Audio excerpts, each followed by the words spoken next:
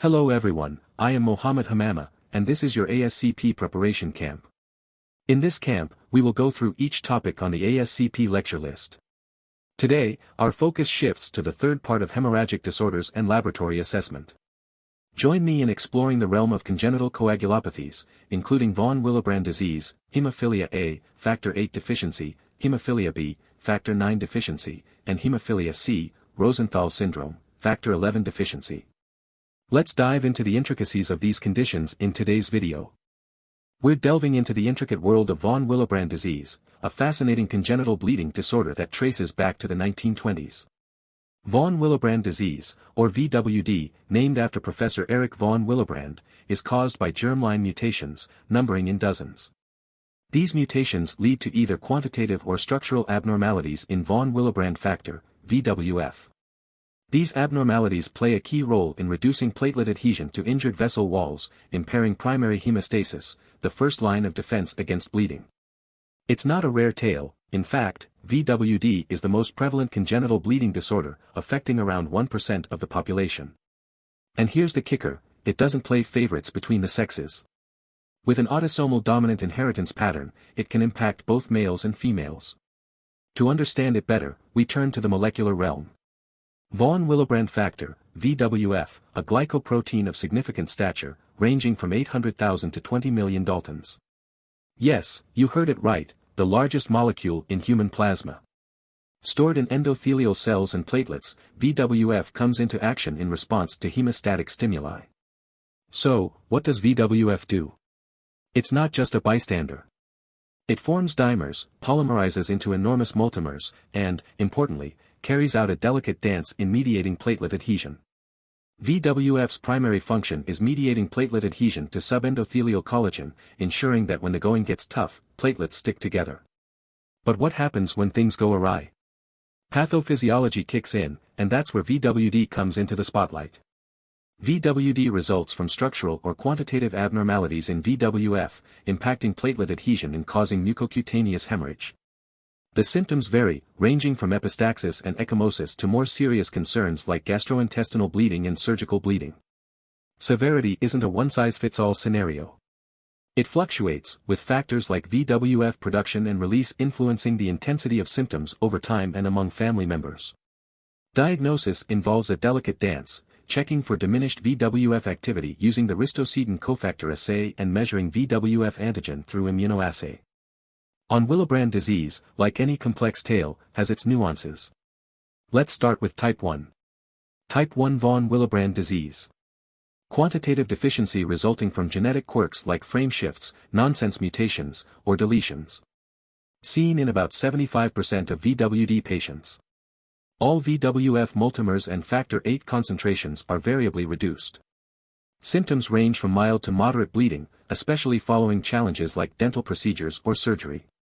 Ladies, take note, menorrhagia is a common red flag leading to diagnosis. Now, on to Type 2 von Willbrand disease. This type comprises various qualitative abnormalities in VWF with consistently reduced function. Let's dive deeper into the subtypes. Subtype 2A von Willbrand disease. 10 to 20% of VWD patients. Arises from autosomal dominant mutations in the A2 structural domain, making VWF more susceptible to a DAMPS13 proteolysis. Results in a predominance of small molecular weight multimers. Normal or slightly reduced VWF, Ag levels, but significantly reduced VWF activity crucial for platelet adhesion. Next up, subtype 2B von Willbrand disease. Rare mutations cause increased VWF affinity for platelet glycoprotein, resulting in spontaneous binding to resting platelets. Gain-of-function mutations create a clinical picture similar to platelet-type VWD. Moderate thrombocytopenia may occur due to chronic platelet activation. Now, let's talk about subtype 2M von Willbrand disease. A qualitative variant with decreased platelet receptor binding but a normal multimeric pattern. The discrepancy between VWF, Ag concentration and activity distinguishes it from type 1. Moving on to a unique one, subtype 2N von Willbrand disease. Normandy variant, autosomal hemophilia.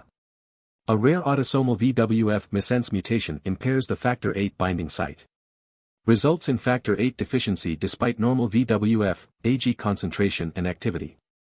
Clinical symptoms mimic hemophilia but affect both males and females.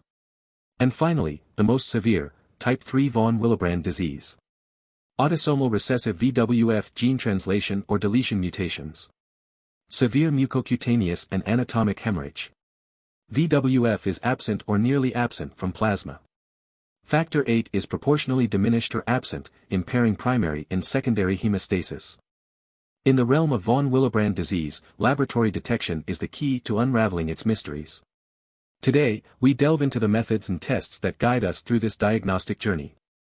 Definitive diagnosis of VWD requires a comprehensive approach. Combine personal and family history of mucocutaneous bleeding. CBC is essential to rule out thrombocytopenia. Initial workup includes PT and PTT. Bleeding time test and PFA 100 are no longer recommended due to conflicting data. The standard VWD test panel is our compass in this exploration. Quantitative VWF test, VWF, AG assay, using enzyme immunoassay or automated latex immunoassay methodology. VWF activity test, VWF, RCO assay, determining the factor's ability to bind to platelets. Factor VIII activity assay. The VWF, RCO assay is particularly intriguing. Uses ristocetin to support platelet agglutination in the presence of VWF. Preserved reagent platelets play a crucial role. Now, let's venture into diagnosing type 2 VWD. A ratio of VWF, RCO assay value to VWF, AG concentration less than 0.5, 0.6, or 0.7, cutoff generated locally. Additional tests needed to confirm type 2 VWD and differentiate subtypes. Low-dose ristocetin-induced platelet aggregometry, RIPA, identifies subtype 2B. And for the detailed analysis, we turn to VWF multimer analysis, performed in reference laboratories. Differentiates between VWD subtypes 2A and 2B. Finally, differentiating acquired VWD adds another layer to our investigation. Clinical history review emphasizing age at onset of bleeding, comorbid conditions, and family history. Laboratory workup results alone don't differentiate acquired VWD from the inherited form. Pitfalls in von Willbrand disease diagnosis. Factors influencing VWF activity. Genetic penetrance, ABO blood group, inflammation, hormones, age, and physical stress all play a role. Estrogen levels during pregnancy normalize VWF activity but drop rapidly after delivery, raising the risk of postpartum hemorrhage. Oral contraceptives and hormone replacement therapy impact VWF activity, fluctuating with the menstrual cycle. Acute inflammation, trauma, and infection substantially raise VWF activity. Physical stress, such as cold, exertion, or prolonged tourniquet use, also impacts VWF activity. Keep in mind, during pregnancy, estrogen levels dance with VWF activity. Understanding this dance is crucial for managing postpartum hemorrhage risk. But, as we venture into diagnosis, challenges emerge. Clinical presentation and laboratory results may vary, necessitating repeated VWD assay panels for conclusive results. Concerns over VWF, RCO assay variability led to alternative assays, including VWF, CB and Hemophilia VWF factor activity assay. Now, let's explore the evolution of these assays. VWF, CB assay detects abnormalities in collagen binding, showing promise with better precision than VWF, RCO.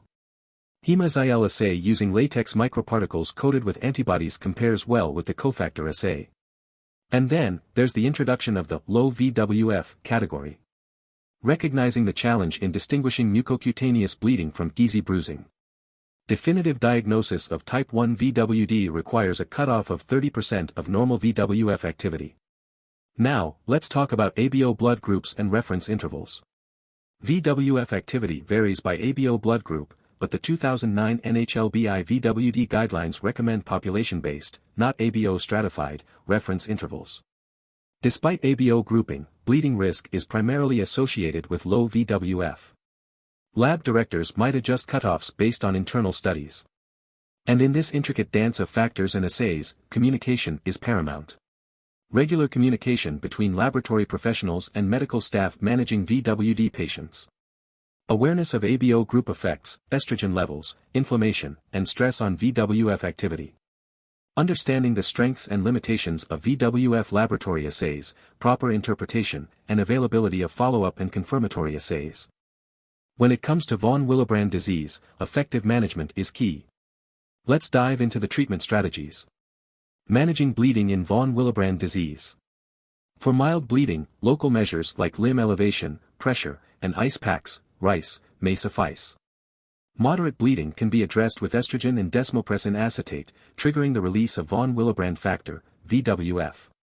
Desmopressin, DAV, is effective for type 1 VWD but contraindicated for type 2B due to potential complications. Regularly monitor therapeutic dosages using serial VWF Ag concentration assays. Lysine analogs, such as E-aminocaproic acid, EACA, and TXA, cyclocapron, inhibit fibrinolysis and can be used alone or with desmopressin to control bleeding. Non-biological therapies are preferred over human plasma-derived biologics to eliminate viral transmission risk and address religious objections to blood products. Now, what about severe cases? For severe cases like type 3 and subtype 2b, human plasma-derived high-purity preparations, Hum8P, alpha-8, Will8, containing VWF and factor VIII are crucial. Dosage calculation follows principles similar to hemophilia A treatment. Regular laboratory monitoring via VWF Ag assay is crucial to assess target levels and degradation between doses. Recombinant factor VIII lacks VWF and isn't suitable for VWD treatment. Alternatives like cryoprecipitate and plasma exist but require caution to avoid transfusion-associated circulatory overload, TACO. Acquired VWD treatment. Treatment aligns with the principles outlined earlier, with additional consideration for treating the underlying disease, if applicable. Please don't forget to subscribe our channel, activate notifications to get our new videos. Press like, leave a comment or if you have any question below and share the video with your friends.